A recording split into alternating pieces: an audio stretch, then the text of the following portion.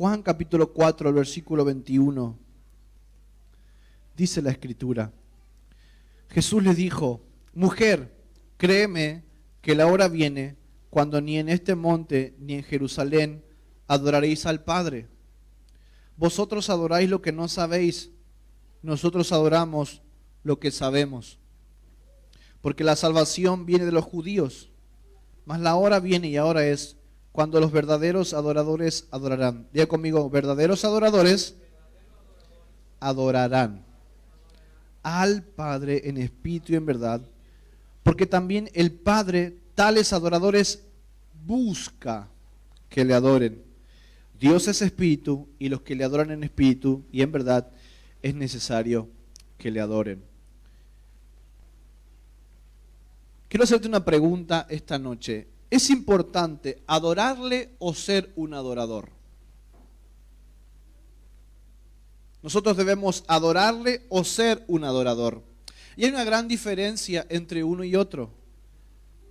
No necesito sacrificar nada para adorarle. Es más, cualquier persona adora a cualquier cosa y no es un sacrificio para muchos. Entonces, adorar, no necesito un sacrificio de mi yo para adorarle.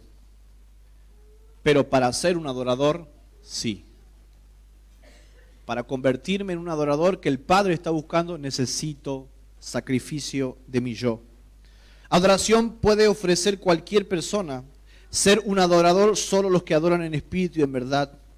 Ser un adorador me convierte en alguien que desea hacer la voluntad del Padre. Diga conmigo: ser un adorador me convierte en alguien que hace la voluntad del Padre. Hay gente que adora, pero que no hace la voluntad del Padre. Entonces, adorar y convertirme en un adorador, la gran diferencia es hacer la voluntad del Padre. El origen de la adoración es responder al querer de Dios. El origen de la adoración es responder al querer de Dios. ¿Cómo se llama la prédica? Te quiero. Yo, si quiero ser un adorador, voy a responder al querer del Padre. El origen del reino de Dios no es una necesidad, sino un querer. Cuando usted y yo recibimos la vida de Dios, usted no solamente vino por una necesidad, sino que ahora usted comienza a caminar en pos de un querer, que es el querer de Dios. Cuando Jesús les enseñó a orar, dijo: Padre nuestro que estás en los cielos, santificado tu nombre, venga a nosotros tu reino, y hágase tu voluntad. En una de las traducciones es: hágase tu querer. Que se haga tu querer. Debemos buscar el reino de Dios y el querer de nuestro Padre. La Escritura dice: buscad primeramente el reino de Dios y su justicia. La palabra justicia también ahí se traduce como el querer de Dios. Buscar el reino de Dios y cuál es el querer de Dios. ¿Qué es lo que Dios está queriendo hacer? ¿Estamos hasta acá? Jesús nunca tuvo necesidades, sino que respondió a la voluntad del Padre. Jesús decía: no hago lo que quiero, no digo lo que quiero, no hago el milagro que yo quiero, sino todo lo que el Padre quiere. Jesús vino a la tierra como un verdadero adorador para responder al querer de Dios, para responder al querer de su Padre. Jesús vino a mostrarnos a nosotros que el reino se trata del querer del Padre. En todo lo que Dios quiere estará su poder. Diga conmigo: en todo lo que Dios quiere estará su poder, porque Él aportará de su poder para que se haga su voluntad. Si yo le pregunto esta noche: ¿qué es mejor, tener fe o ser obediente? Vamos a, se arma el debate. ¿Qué es mejor, tener fe o ser obediente? Vamos. ¿Qué tiene? ¿Tener fe o ser obediente? La Escritura dice que sin fe es imposible agradar a Dios, pero dice la Escritura que si nosotros no obedecemos no somos hijos de Dios. ¿Por qué? Porque para tener fe, o sea, yo puedo tener fe sin obedecerle a alguien, pero cuando tú obedeces ya está la fe incrustada en ese obedecer. ¿Me hago entender? Entonces muchas veces nosotros tuvimos fe, pero no fuimos obedientes. Cuando tú eres obediente, el querer y el poder de Dios se manifiestan y todo lo que era imposible se hace posible para la gloria de su nombre. ¿Sí o no? Me parece que le hizo mal el chocolate, no sé dónde están, pero le pido por favor que pueda concentrarse porque esta palabra va a destrabar muchas cosas en nuestra vida si la podemos oír por medio del Espíritu. En todo lo que Dios quiere estará su poder, porque Él aportará de su poder para que se haga su voluntad, porque Él pone el querer como Él, hacer. Levánteme su mano por favor esta noche. Veremos su poder en todo lo que Dios quiere. Veremos su poder en todo lo que Dios quiere, ¿sí o no? Porque donde está el querer de Dios estará su poder como respuesta. Mateo capítulo 8, el versículo 1. Al bajar Jesús por la ladera del monte, grandes multitudes lo seguían. De repente un hombre con lepra se le acercó, se le arrodilló delante de él y dice: Señor, dijo el hombre, si tú quieres, puedes sanarme y dejarme limpio. Jesús, extendiendo la mano, lo tocó y dijo: sí, quiero. Y al instante el hombre quedó sano de la lepra. Cuando está el querer de Dios, estará su poder. Levántame las manos esta noche. No importa la crisis que estés pasando, el problema financiero, familiar, la enfermedad que estés pasando, si está la voluntad de Dios ahí, Dios en una cuestión de minutos, en instante, Él manifestará su poder y tú vas a ver la gloria de Dios y vas a dar testimonio. ¿Lo puedes creer? Dale un fuerte aplauso al Señor. ¡Sí, Señor! Por eso no nos enojemos con Dios cuando nos pasa algo. No te calentes. Preguntarle al Señor: Señor, ¿tú quieres hacer esto? Señor, ¿tú quieres hacer aquello? Señor, ¿quieres sanarme? Señor, ¿quieres limpiarme? Y donde está el querer de Dios, estará el poder de Dios manifestado. Amén. Donde está su querer, está su poder. El poder de Dios no está en lo que yo quiero. Nunca haremos que Dios haga algo que no quiere hacer. Tú no puedes con una oración doblar el codo de Dios, el brazo de Dios ante una decisión. No, nunca haremos que Dios haga algo que no quiere hacer. Por eso nos conviene a nosotros meternos en la agenda de Dios y no que Dios se meta en nuestra agenda. ¿Cuántas veces nos fue mal porque lo invitamos a Dios a que se meta en nuestros cronogramas, en nuestras agendas? Pero si esta noche entendemos el poder de la obra de la cruz y la resurrección y usted y yo comenzamos a hacer borrón y cuenta nueva y nos metemos en la agenda de Dios, como está el querer de Dios en la agenda de Dios, usted y yo veremos cosas grandes y extraordinarias en los próximos días. Dios no necesita nada, como decía el apóstol. Dios no necesita nada. Dios hace las cosas porque Él quiere. Dios no hace nada. Dios hace las cosas porque Él quiere. Dios no necesitaba amarnos, Él quiso amarnos. No sé si usted está entendiendo esta noche. Dios no necesitaba amarnos, Él nos mandaba de una patadita al mundo para allá. No te veo, ni sé quién sos, fuiste una creación perversa, fuiste lo peor que creé, me olvido de ti. Pero sin embargo, Dios quiso amarnos, Dios quiso amarte, Dios quiso amarme. Y eso es lo mayor que nos puede suceder. Dios no necesitaba amarte, Él quiso amarte. Dios no necesitaba limpiarte, Él quiso limpiarte. Dios no necesitaba perdonarnos, Él quiso perdonarnos. Él podía decir, pero que se vayan al infierno, que se terminen muriendo, si la paga del pecado es muerte. Pero dice la Escritura, un pasaje que a mí me marca mucho. Efesios 1:5, por favor, acompáñame en las Escrituras. Efesios. Christopher, a la derecha, a la izquierda, dando vuelta. No, bueno. Efesios 1:5. ¿Qué dice la Escritura? En amor. ¿Cómo? En amor. Por eso la cruz es amor. En amor, habiéndonos predestinados para ser adoptados hijos suyos por medio de Jesucristo. Y esta es la frase que a mí más me encanta. Dice, según el puro afecto de su voluntad. La voluntad de Dios tiene un afecto tan grande que Él dijo, a estos cabezones los voy a amar, los voy a perdonar, los voy a limpiar, los voy a hacer hijos míos. Te pregunto, contra el querer de Dios, ese querer de Dios, ¿puedes hacer algo? No.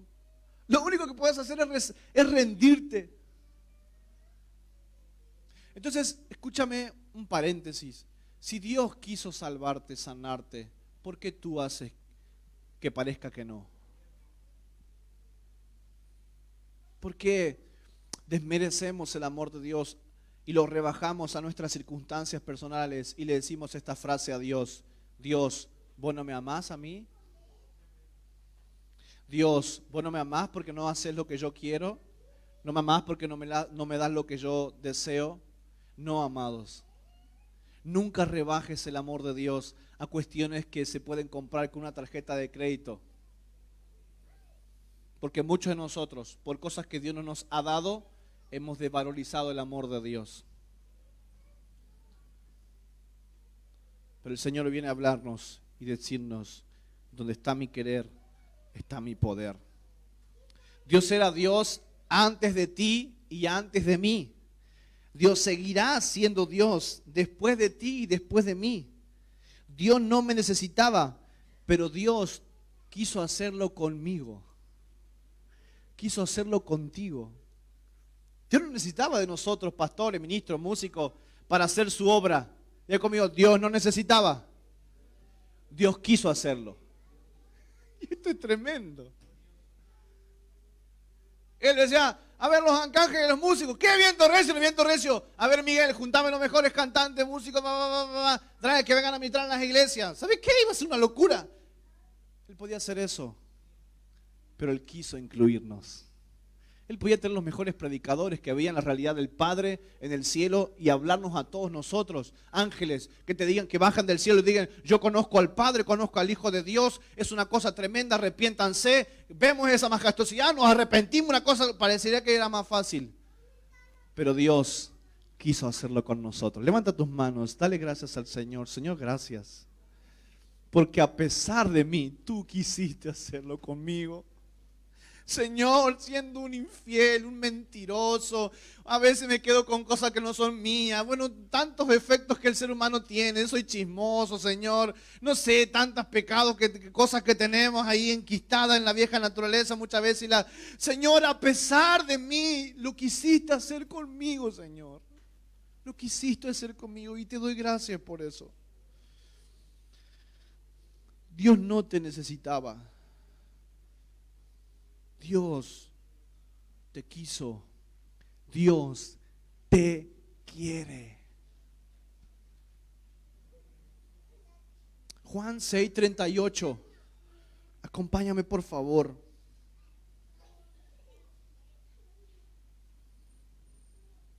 ¿Por qué Jesús fue el adorador por excelencia?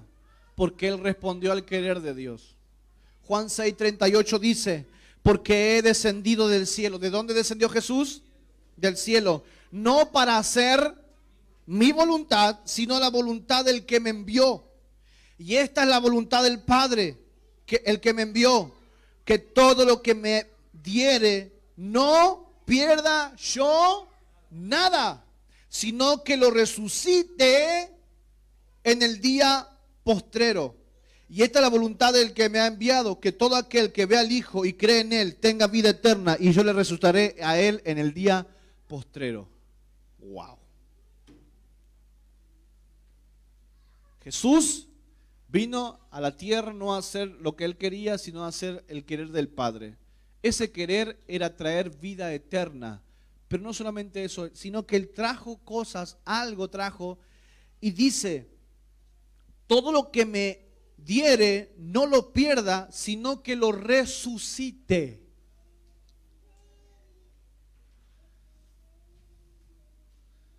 ¿Sabes cuándo viviremos la plenitud de Cristo? No cuando solo mueras en la cruz, sino cuando vivas una vida de resucitado en Cristo. Amén. No solamente pasar por la cruz, sino vivir una vida de resurrección en nuestras vidas. La resurrección de Dios se tiene que manifestar en tu vida, en tus finanzas, en tu casa, en tu hogar y en todo lo que tú administras por la gracia del Señor. Amén. No vine a hacer mi voluntad. Si Jesús no vino a hacer su voluntad, ¿por qué creemos que nosotros sí podemos hacerla? Si Jesús, siendo el Hijo de Dios, no vino a hacer su voluntad, ¿por qué crees que tú, quién eres tú y quién soy yo para querer hacer nuestra voluntad? Y que nos salga bien, porque ese es el tema. Porque vos podés hacer tus cosas. El tema es que cuando vos te haces tus cosas, te sale mal. Nos sale mal. En Hebreos 10:3 vemos por qué Jesús es el adorador por excelencia y por qué Dios le ha dado un nombre que es sobre todo nombre. Por esto, Hebreos 10:3, por favor, acompáñenme en su celular, en su Biblia. Es necesario que podamos leer las Escrituras. ¿A dónde vamos? Hebreos 10:3 dice: pero en estos sacrificios, cada año se hace memoria de los pecados, porque la sangre de los toros y de los machos cabríos no puede quitar los pecados. No puede quitar los pecados. Por lo cual, entrando en el mundo, dice: sacrificio y ofrenda no quisiste, mas me preparaste cuerpo, holocausto y expiaciones por el pecado no te agradaron. Entonces dije, esto está diciendo Cristo Jesús, dije: he aquí que vengo a hacer la mía. Si yo soy Dios, si yo soy Dios, todo fue creado por mí, para mí, todo es de mí, pues es lo que quiero. No, he aquí que vengo, oh Dios, para hacer tu voluntad, como en el rollo del libro está escrito de mí. Diciendo primero: sacrificio y ofrenda, holocausto y expiaciones por el pecado no te agradaron, ni quisiste.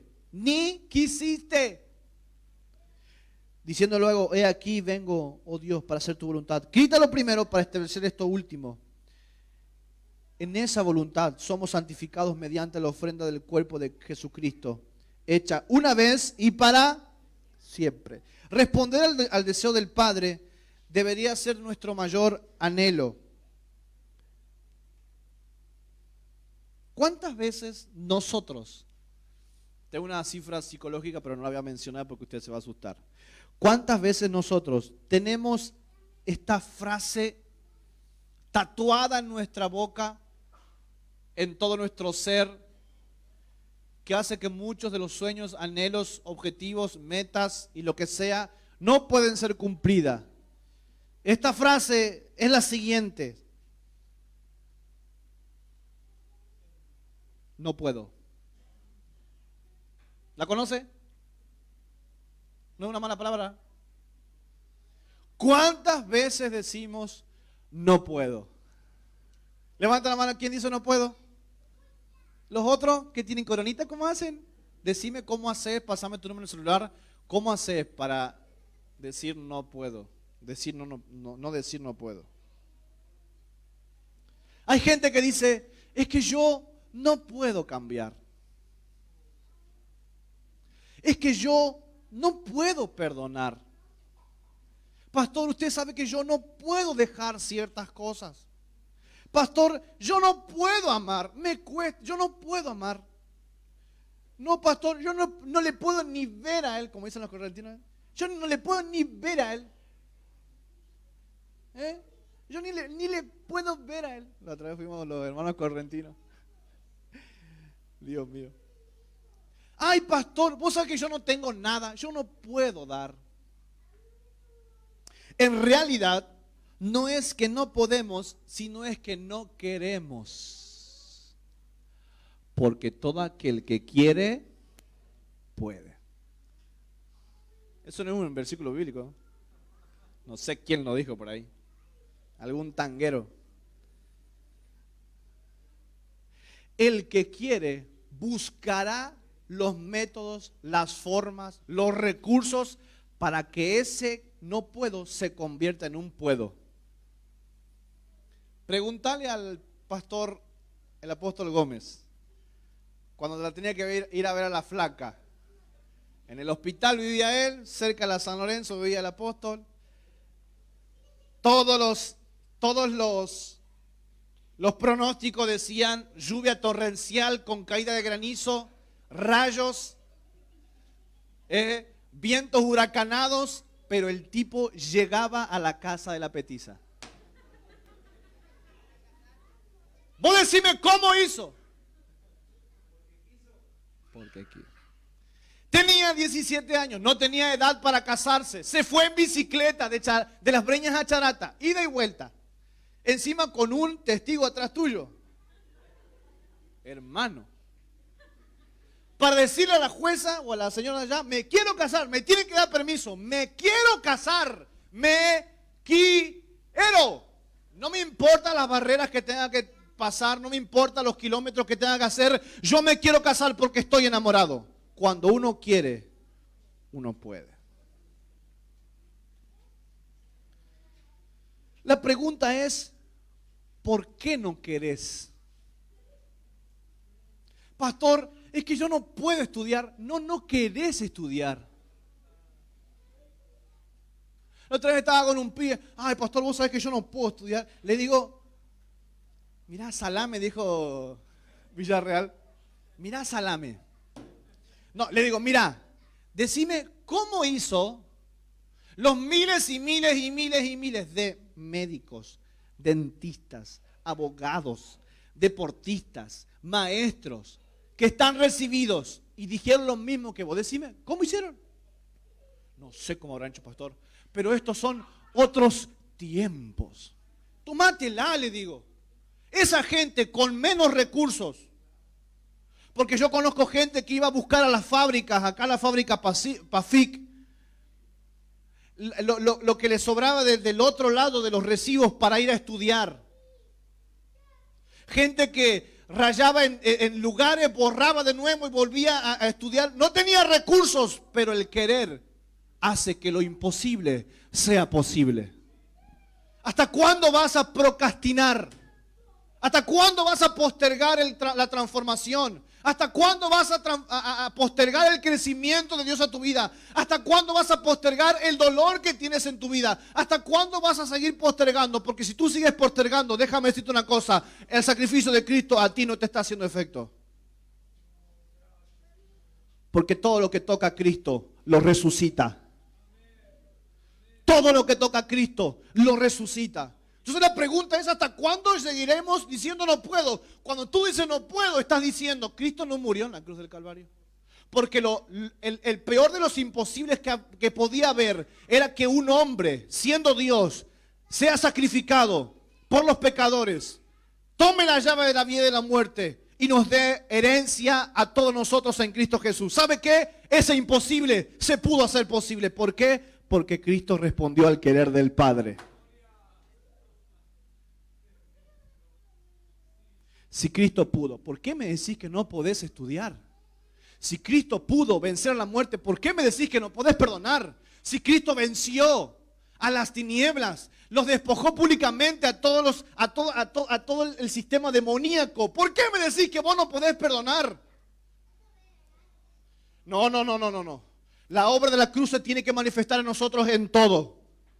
Si Cristo, siendo rico, fue el más pobre de los pobres y luego volvió a ser rico y tener un nombre que sobre todo nombre, porque tú me dices que no puedes salir de la pobreza, no quieres salir, porque salir va a incomodarte.